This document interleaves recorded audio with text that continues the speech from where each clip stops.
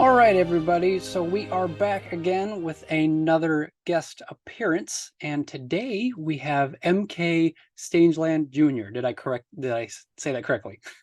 You got it close, and you didn't actually Close. make the mistake that most other people make. I mean, oftentimes people, when they get it wrong, I mean, even when they have it right in front of them, they'll somehow find a way to stick an R in there, like they'll go Oh, Strangland, and yeah. which I have no idea why it is, but I've taken to laughing about it, thinking, well, I guess that they're like my family must have upset a pirate somewhere in the past, so now we've got a very petty and Yeah. very that just likes to go around anytime a Yeah. name's being said, like he'll yar. Right. Right. Yeah. But yeah, so today we're gonna be kind of what we kind of sort of decided on is going off of a couple of topics of Yeah, pretty much, I guess, overall, the overarching theme is consequences and actions and yeah. I think that actions and consequences, that is really good way of summarizing the general idea. yeah. And then obviously for the show, although I don't do a whole lot of Lord of the Rings, I was just like, well, for guests, I can make a I can make it slide. So Yeah. yeah, so then that means today we're gonna be doing a little bit of the Lord of the Rings. So that's another a fresh thing in the show. So it's All kind of right. funny. Okay. But was there any specific moments that you would want to start off with, maybe in the Fellowship of the Ring, or Well, I think that on some level, whether intentional or not, and it's very likely that it was an intentional thing. I think it kind of goes back to a certain theme with Tolkien, because one of the notable things about him, I mean, maybe isn't necessarily always immediately addressed, is that he was a religious man. He was, Mhm. Catholic. I mean, famously, he's the reason, C.S. Lewis, he became the major, Christian Mhm. apologist. And so there's that theme of how, some, That he was like, bad things can be made to work to good ends. mhm, And part of that comes into, I mean, just in the timeline as things actually happened, when you look at the way, the ring was actually destroyed in mhm, the end. yeah, Much of what actually happens there is, you know, while there's a very long timeline disconnect, that ultimate defeat, key elements come from things working as the villains intended but mhm, not in the but way they not, intended to, but not in the way they intended to. mhm, And so they basically set up their own defeat. Like, yeah, if I recall correctly, like, for example, Gollum, he mhm, was captured, he was interrogated, he was released mhm, for whatever reason. mhm, Gollum proves essential to the destruction of the ring, yeah, also proving essential to the destruction of the ring. mhm, That same thing, that it pulls you in, it makes you want it. mhm, And so you had those two individual, Frodo, who had finally succumbed, and right, Gollum, who had been chasing it all this time. And yeah, so you have that very same thing that's supposed to make the ring, yeah, like, supposed to make it so the ring can't be destroyed, yeah, is is ultimately the key that makes it, that is leads to its own destruction. yeah, So for everything that was required of the heroes, I mean, the villainy was ultimately self-defeating through yeah, ways that could never have been predicted, and the destruction of the ring was, no one would imagine, built into there from the get-go. mhm, mhm. And Oh, I agree. this is just the timeline as it was. Yeah, yeah, And in that same way, there's thought of, very possibilities of what if, and you get mhm, into thinking, okay, when you look at the way the timeline is, now consider bad events that happened, especially like what is one of the when major downturns, even in the first book. You mhm, first have Gandalf. He is unexpectedly taken by the Balrog, mhm, in the mines. And that kind of leads to Eventually, I mean, it helps give the opening that's needed for Boromir to fall. And, you know, now on the surface, I mean, these appear to be, bad events. This is a downward turn. But if you think about it, once you get into the second and third books, half the events in those books happen because the Fellowship was split. Even if the Fellowship somehow manages to stick together, those things don't go wrong, and they do make it to Mordor as a group. Yeah. Well, but it's just a split group. even if they just they stay together to the end and destroy it as intended. Well, think of all the stuff that happens outside of that. Yeah, I mean, all this. Yeah. I mean, half the events happen. And kind of going back to my original thing, why do they get into Mordor? Because Saruman trying to block their path. So again, villainy, self-defeating, trying to get in the way, and it just leads to undermining so many of the plans, undermining so many other things going on. Yeah, everything that you've said, I absolutely agree with. Especially, I guess, like if I go back to the first point with absolutely. Gollum and Smeagol and all that stuff is like, Sauron made that ring so that he alone could wear it, and that was it. That was his purpose. He wanted to wear that ring and dominate everything. And so he put this like curse, or quote unquote curse on the ring, hoping that it would pretty much bring the ring back to him. But yeah, ultimately with Gollum's obsession, he's just like, well, no, I'm going to keep it for myself, and then I'll trips over the ledge, and there he goes. And so I'm just like, yeah, it's true. The curse itself is its own destruction. So it's crazy how that lines up. And that's even all the way from The Hobbit, obviously, because that's when, Gollum has the ring, and you realize how long Gollum has had it for hundreds of years. And it's crazy like that. And I do like how you brought up Saruman trying to block their path, but also at the same time, he was just like, oh, well, all this technology is gonna, make everything so much better, and we're gonna win the war. And even Saruman was thinking like, oh, I'm gonna take over Sauron with all this new war machines. And then it ends up, no, the trees are actually a little bit stronger than he is, and because he sent his entire army off to fight. Like, so it's interesting to see that, like, the wizard who's supposed to be like, all knowing and like full of wisdom, and he knows all the deep lore and knowledge, he gets defeated just by a simple thing of like, hey, Fangorn is alive.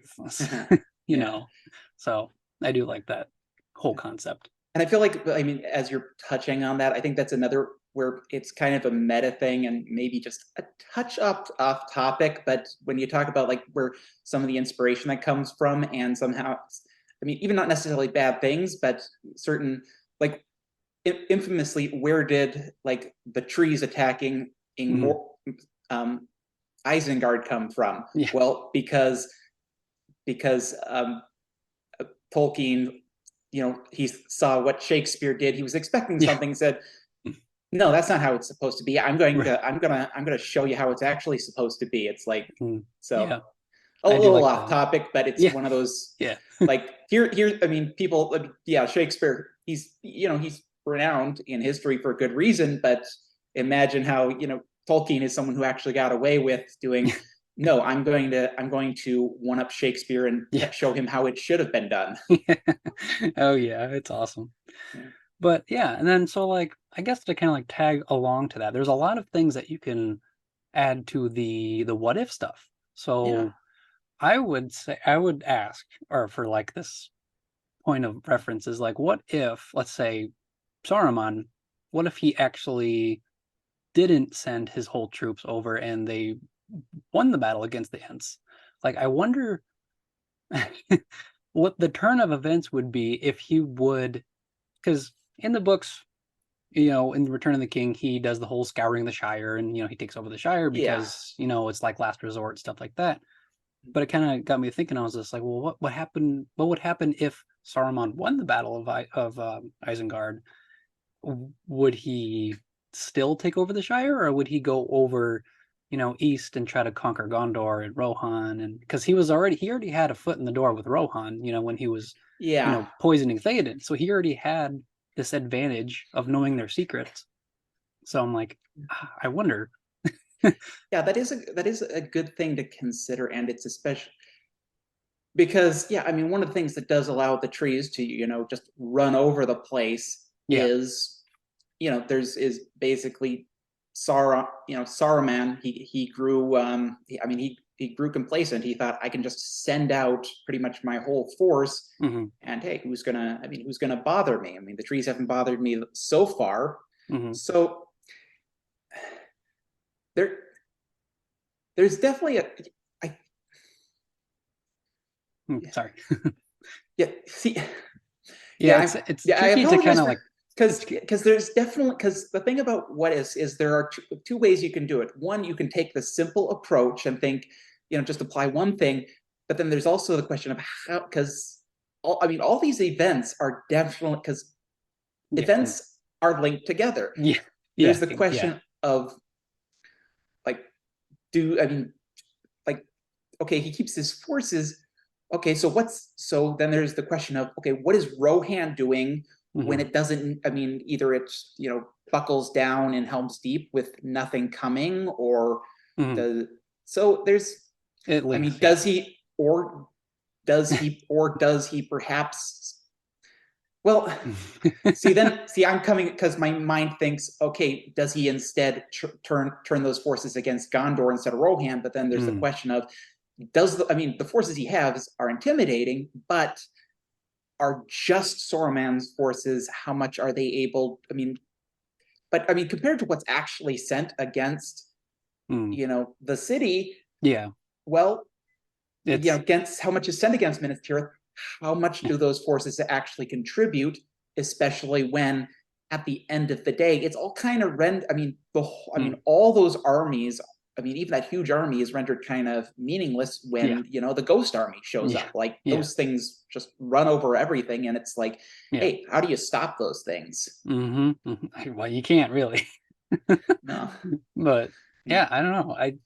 Because It like, does it admittedly, I mean, it has me thinking of something that, yeah, I can imagine it, I can understand how it wouldn't work. But one thing that I've always wondered about is, we have that Ghost Army. There's and they've done their duty, and it's like there's a mix of, yeah, you've done, like, yes, you got to understand, we're going to let you go, but at the same time you got to wonder, like, okay, what if they could ask for just, hey, as long as you're here, do you want to help us make a mess of? Do you want to make us help us make a mess of Mordor? And you can mm, understand why that hmm, kind of thing wouldn't be brought up, yeah, but yeah, but you think of like what ifs and questions, and it's like hmm, yeah, that's one of those things that like stands at the forefront of my mind every time you mm, get like, I can understand why they're not doing it, but yeah. why can't they do it? Why can't, it's like a built-in, I mean, this thing is powerful, so you've built in, you've built it. It comes with a built-in. No, you can't just win Mm, everything with right, this right. feature. Exactly. You can't Uh, just walk into Mordor. You can't just fly the eagles in there and yeah, drop the ring. yeah. Uh, Yeah, because I don't want to stay too much on like one topic, but like no, I one understand. final thing was like with Saruman, he had a lot of alliances, not just his army of orcs Oh, yeah. too. Like, he had all uh the other, oh man, I'm blanking on their name. The other men of Rohan, who pretty much pledged their, loyalty to him, and that's how he well, I mean, first, how he pretty much overran Rohan wasn't with orcs. It was just with the men who other Rohan like territories were taken from them. So he also has manipulation as well. So that's always powerful to kind of play at. But ultimately, even if he would have won, I don't think he would have won the entire war of Middle Yeah, Earth. yeah. I think But that at the, I mean, I think at the way it's set up. I mean, at the end of the day, whether, I mean, the ring was, I mean, unless you have some terrible, I mean, some other trinket. unless you have some other twist coming in one way or the other, the ring is going to be destroyed. Is just a question of how much damage is going to be caused. Like, you Hmm. could very well have the ring be destroyed, but you have both Rohan and Gondor laid to waste. So Yeah. it's kind of like a post-apocalyptic, like the equivalent of a post-apocalyptic Middle Earth. Yeah. Sure, Sauron is destroyed, the ring is destroyed, but you've got a devastated land, all the kingdoms destroyed. Mm-hmm. You've got elves that were leaving anyway, and Yep. it's like the only people that are going to be untouched are the hobbits who were just minding their own business, and it's like, which is kind of amusing to think about, Yeah. but During a whole war, they're just like, yeah, don't worry about it. yeah.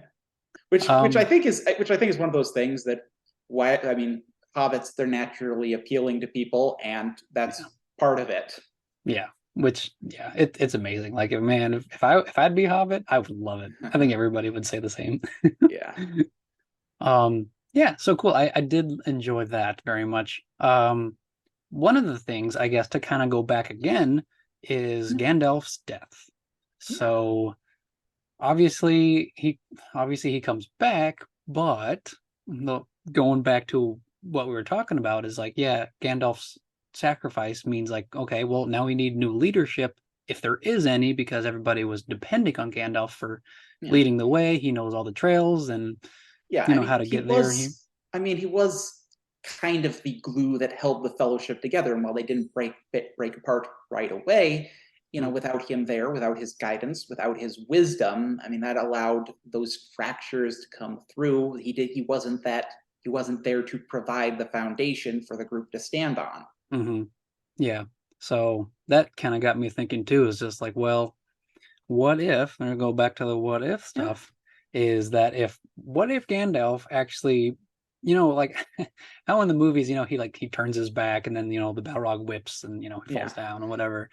And it's just like, well, I wonder if he like, kind of stood there, maybe like blocked the whip with like another one of his, magical Or shields. even if he was just like a couple steps for, like, he moved just a Yeah. little forward, and it tried, but it just barely missed him, and it became more like a last grasp rather than, I'm taking you with me. Yeah. And I was just like, oh man, so then that means if Gandalf survives, they would obviously probably still make it to, Lorien and, they I mean, meet, with the yeah, elves and whatnot, but like it would be a lot different from then on, I feel like. yeah. I mean, I think that really the loss of Gandalf is kind of that linchpin in the Hmm. grand scheme of things. Like, things going, I mean, Gandalf being taken when he Hmm. was, that results in the timeline that, I mean, probably the best possible timeline, all things considered, realistically considered. You Hmm. have a what if where Gandalf survives. Well, that probably, I mean, initially there's not a whole lot of change. They go to Lorien, they're Yeah. not, but they're But probably more unified as a group. yeah. And there's probably enough there that I can imagine that I can imagine Boromir, that being there. Mm. There's realistically a possibility that's enough to, ward off Boromir from trying anything, True. Yeah. and with that, the fracture isn't there. So, the Hmm. groups, so you've got the group staying together. They probably hold off the orcs together. I mean, Yeah. Yeah. and Probably. from there, I mean, and you probably don't have Frodo with that need to look, I'm putting everyone else in danger, I need to Mhm. go. So from there, and that, so I think I mean, the fall of Gandalf is like the point It's of the difference between, hey, you have the timeline where these, the fellowship breaks up, but yeah. things work out, versus they still probably destroy the ring, Yeah. but there's not a whole lot left of Middle Earth as we know it left for them to go back to, and it's Right. just outside of the Shire. It's kind of like post-apocalyptic Mm. Middle Earth, Yeah. Yeah. No. because Yeah, I agree. Yeah. yeah, it's why, I mean, because Rohan, King Theoden, he stays under the influence, and Rohan falls apart. Hmm. They can't make it to Minas Tirith. The Hmm. orcs, they run all over the place. Hmm. The trees, when if ever do they get involved? Right. I mean, they never. I mean, who makes it to who makes it to Minas Tirith to make sure the city is defended. Mm. The Yeah. ghosts, like who is going to be there to bring in the, like so many different things that save the day, that result in things ultimately working out, all because they had to split and go off in their different directions. Yeah, it's true. I mean, it's Gandalf's fall is a very like detrimental point in the story where it's just like without it, and it later on too, with Gandalf coming back, he has like this new quote unquote like power or whatever, because then he revives Theoden from that spell. So then I'm thinking like, well, if he didn't and he was just regular old Mithrandir, like did he still have that power? I'm assuming he. Yeah, I mean, I think it's. But... I mean, I think that when you like, I have read the books. It is admittedly the movies are a lot clearer in my. I mean, I have a lot easier time remembering that, and at least from the perspective of the movies, when it shows the fight between Saruman and Gandalf, I think that while Gandalf gets some pretty good hits in, it makes it pretty clear that no, Gandalf is outmatched. Saruman is. I mean, in a solid, straight up fight, he does so.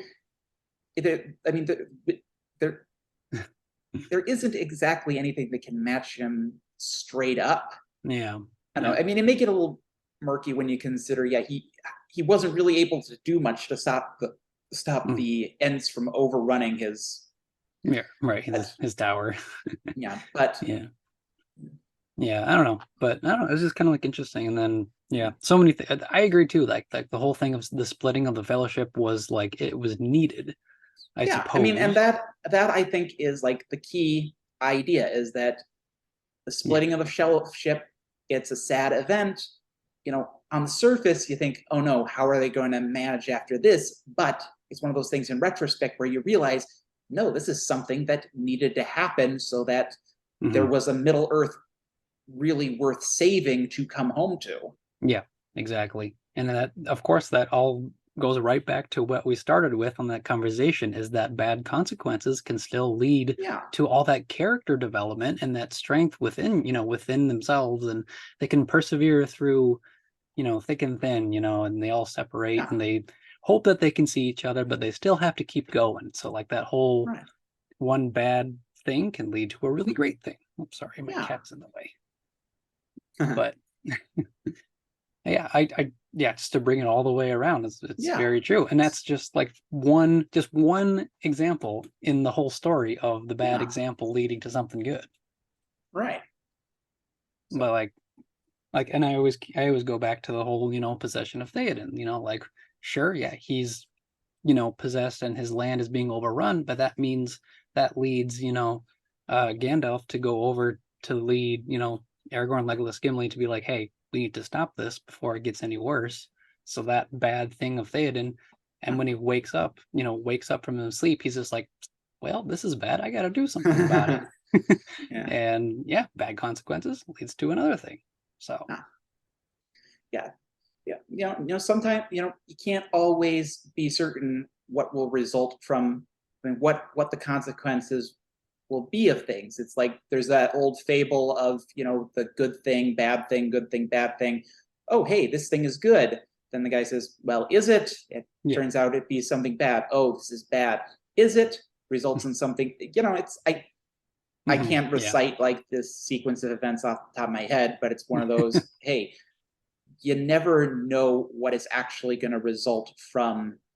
I mean, life may be full of bad events, but at the end of the day, none of us know what the ultimate outcome is going to be, and it's kind of one of those beautiful things about life is that and oftentimes things that may push on us, they make us stronger. There's so many different analogies that could be made about it that we see in life, and I think that these themes are really incorporated into, are really well incorporated in the story, even if we don't see them. And it's one of those pieces that makes them such, timeless classics that are really, like they're one of those modern pieces that is really cemented in the general one of the, I mean, I think it's the canon of canon of Mm. the Just larger Western culture. yeah. Oh, definitely. Yeah. The whole life lessons things, you can go Yeah, back on it anytime that you want and be like yeah, pick and choose a paragraph you can read through or a scene that you can watch and kind of learn from it. And really can like you can pick and choose whenever you want in your life, in your lifetime. You can yeah. go back to it. And that's Yeah. it's just amazing.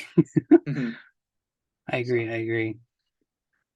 Well, did you have anything else that you wanted to add or Um, I mean, I think that I think that at this point, I mean, there could be, but I think a lot of what, I mean, on this theme, I mean, what I've covered, I mean, it's probably, I mean, at this point, it would probably be redundant and just being recyclical. I mean, yeah. just, I mean, based on I mean, especially based on what I have, I imagine that what I have is pales in comparison to what you have. So Oh it's no. like, there's a certain point which maybe you can find more things to say, but how much of it is just cyclical and repeating what's already been said. So. Yeah, yeah. And I think yeah, it's true. Like the main message was just to be talking about like, yeah, what the consequences were, a couple examples, and pretty much what we can kind of speculate with and explore the options, really. Yeah, and imagine, and thinking and considering the unintended positive consequences of Yeah. negative events. Yeah. Yes, yes, yes. You So word it very, very well. Yeah, yeah, okay, cool. I think that kind of covers it, I would yeah, suppose. yeah. Um, did you want to plug anything for yourself Um, or yeah, yeah. Yeah. What I mean, I guess what brought me here and to the podcast guest list where I found you from yeah. is that I myself am also a writer. I mean, I'm not going Hmm. to claim to be anywhere near the same level as I thus I mean I'm working on more books, but thus far I only have one, and it is Hmm. called Junk World: The Hmm. Ballad of Leroy Brown. It's a science fiction novel. Cool. Um, there's and yeah, so yeah, I mostly point people to Goodreads to look it up and may Hmm. learn more. It's if they find what they like there, they can. My understanding that website has links to places to purchase it, but Hmm. it's a science fiction novel, Hmm. and it's Cool. I like that. yeah, yeah. Is it I don't know, just the name itself kind of just reminded me of like Terry Pratchett and like his um It's or is it not so much his kind of no, it's style? not his style. It's a mix of kind of like it's science fiction, but it's got a mix of military action Hmm. adventure, and it may seem a bit weird, but like at the core, there's kind of elements of a sports story in there. Hmm. So but it's I think one of the most Unique. unique features about it is that once you get past the prologue, the setting, and the main story, like every character is a robot because the planet Mm. is a plant. It's kind of, as the name implies, it's a junkyard planet where machines are sent when Hmm. they when for by people who are looking to get rid of them. And the main character, well, he thinks he's there by mistake, Hmm. and he's making a mission to go home, but there are things going on, some things that he turns out things aren't quite what he imagines them to be, and so it kind of follows his story. And Hmm. I like that. I'm already interested. yeah, and I'd say when it may be a bit of an odd thing to use as a selling point, I'd say one of the things that I've really found is when I look at the favorite parts is that I think it's got a really great villain as well. So Mm. if you enjoy, if you enjoy really villainous bad Yeah. guys that know what they're doing, then I think you'll really Mm. enjoy the main villain of the story. So Yes, yes. I always do. I always appreciate those. yes, The really like outsmarting everybody else kind of or yeah, trying to. he there are definitely villain tropes that he does not fall into, and he's both cunning and he's physically dangerous. So but Mm. you Cool. very I certainly hope that I successfully project, okay, here's why the main character Leroy Brown is the one who needs to be the person who defeats him, and Mm. for various reasons. I mean, Cool. I like that. Yeah. That's awesome. I'm definitely interested. I really All want to read right. it now. Well, I hope that if you do read it, that it's very much enjoyable. Because Yeah. if I write a book and someone reads it and they don't enjoy it, well, it means I haven't done my job properly. So, Yeah. Yeah, I agree. I'm a writer too, so I get all the right, whole thing. So, all right. So, all right. Well, it well, was a fun time, definitely, talking with you. And if you're yeah, always up for a second I chat, could, yeah, maybe I could come back on again sometime. But yeah, for now, thank you for this opportunity. Thank you for the time. Thank you for having me on. And I guess thank you to anyone who is watching. yes, definitely. All right. All right. And you have a good evening. Thank you. You too.